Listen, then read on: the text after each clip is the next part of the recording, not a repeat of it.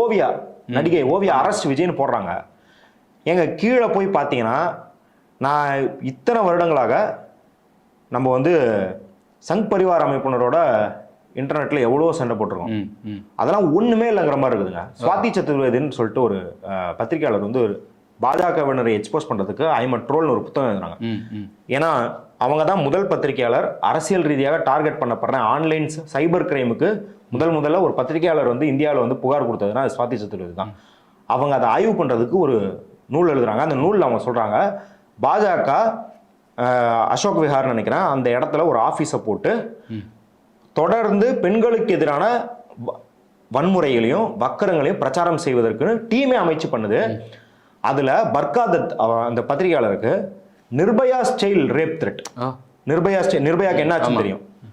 அந்த style rape த்ரெட்னா எவ்வளவு வக்கரம் இருக்குன்னு அதை அவங்க ஆர்கனைஸ்டா பண்றாங்க அப்படின்னு அவங்க அப்ப சொன்னாங்க. ஆனா ஓவியா கீழே இருக்கிற கமெண்ட்டை பார்த்தீங்கன்னா இது ஆர்கனைஸ்டா பண்றதை தாண்டி இயல்பாகவே அவர்களுக்கு இவ்வளவு குரூர சிந்தனையை ஊட்டியிருக்கிறார்கள் அப்படின்னு நம்மளுக்கு தெரியுது.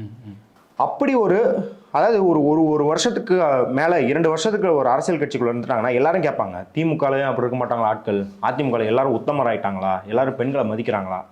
அது பிரச்சனை இல்லை. ஏதேனும் நாம் செய்தால் நம் கட்சிக்கு என்ன ஆகுன்ற ஒரு சிந்தனை இருக்கும் அளவுக்கு சுயநல சிந்தனையாத அவர்களுக்கு இருக்கும். ஒரு மாவட்ட செயலர் அவன் வந்து ஒரு மாவட்டத்தில் இயங்குற உறுப்பினர் முகத்தட்டையோட போறான்னா மாவட்ட செயலாளர் இல்லை பகுதி செயலர் அவனை கூப்பிட்டு திட்டுற அளவுக்கு ஒரு கட்டமைப்பு இருக்கும். நீங்க யோசிச்சு பாருங்க, இந்த இடத்துல ஒரு மாவட்ட செயலாளரால் குழந்தைகள் வராத கட்டுப்படுத்த முடியல.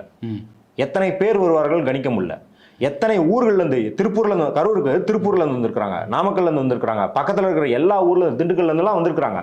இது எதுவுமே ஒரு மாவட்ட செயலாளரால் கட்டுப்படுத்த முடியல அப்படின்னா அந்த கட்டமைப்பை எதற்கு பயன்படுத்தி இருக்கிறார்கள்?